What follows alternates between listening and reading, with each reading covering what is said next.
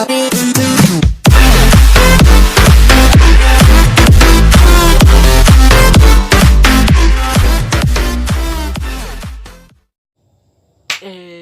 กันมาอีกแล้วเนาะสบายดีเนาะทุกคนเนาะมื้อนี้ก็มาอยู่กับกองล่าเราKC Channel เนาะช่องทุกคนหน้าตาบดีก็เบิ่งได้เนาะนี่ก็ห่างหายกันไปนานประมาณทิศปลายเอาซะเลยเนาะห่างหายกันไปโดนก็ทางข่อยเองก็ติดภารกิจแล้วก็มีเรื่องเล็กๆน้อยๆก็เลยห่างหายกันไปโดนก็บ่ฮู้ว่าสิเฮ็ดคลิปหยังแน่ล่ะก็บ่มีเวลาเฮ็ดคลิป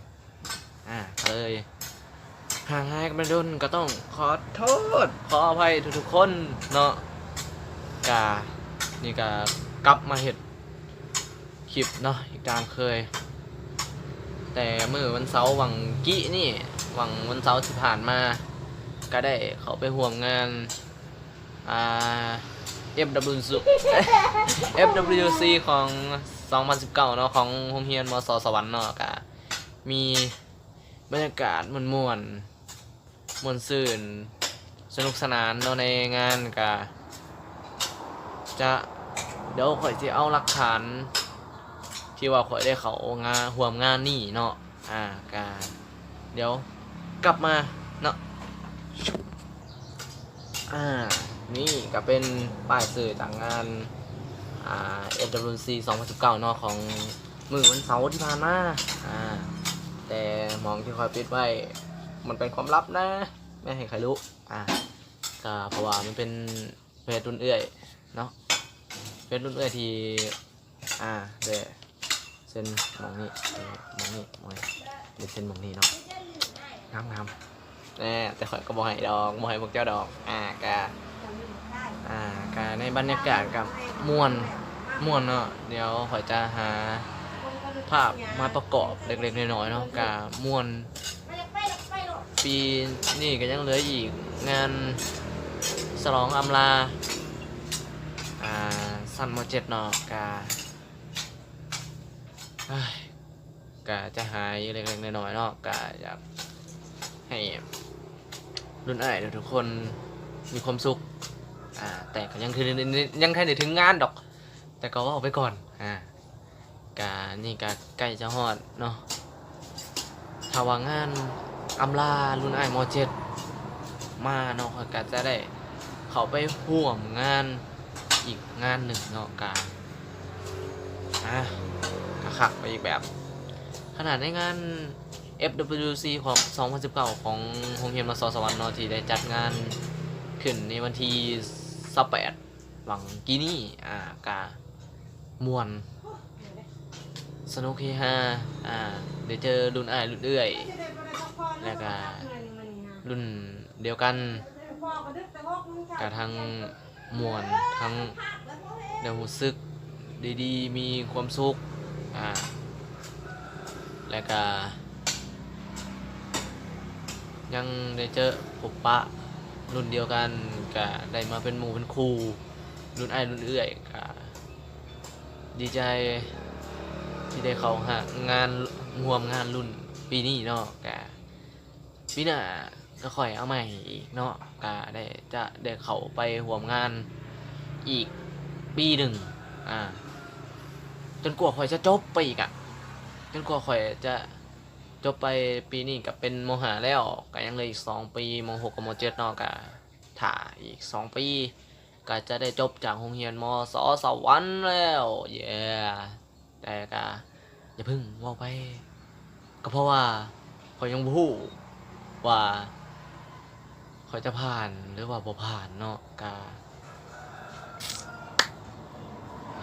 อยากขอกำลังใจจากทุกๆคนเนาะ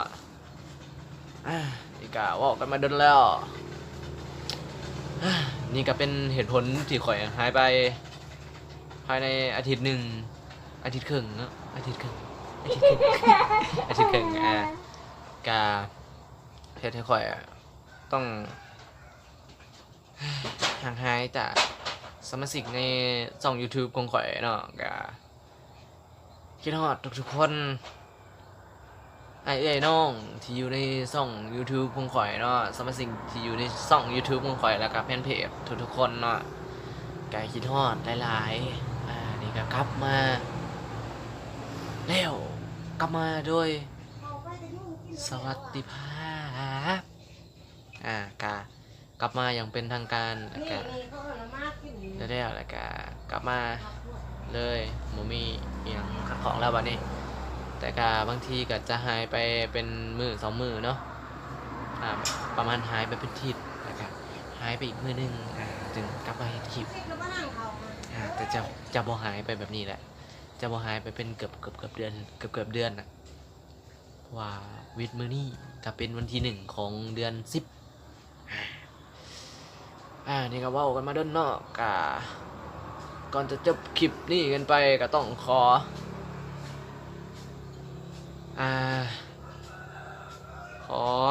ให้กดไลค์กดแชร์กด Subscribe คลิปนี้ให้ถึง100ไลค์เนาะ100ไลค์แล้วก็ Subscribe 100คนจะมีการแจกของรางวัลเนาะจะมีการแจกของรางวัลแล้วก็ถ้าว่าใครอยากได้ก็คอมเมนต์ไว้เนาะว่าเจ้าอยากได้ของรางวัลอาจจะแจกเป็นบัตรเติมเงินเนาะถ้าว่าใครสามารถเฮ็ดให้ช่องข่อยเฮ็ดให้ช่องข่อยขึ้นไปฮอด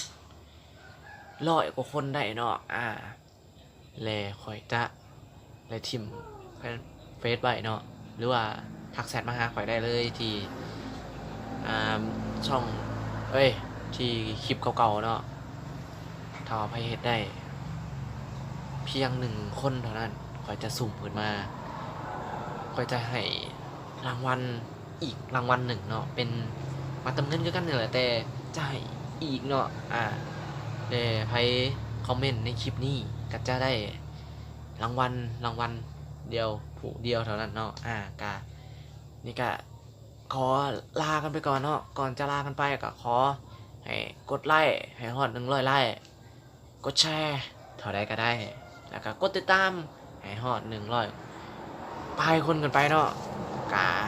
ขอตัวลากันไปก่อนเนาะบ๊ายบาย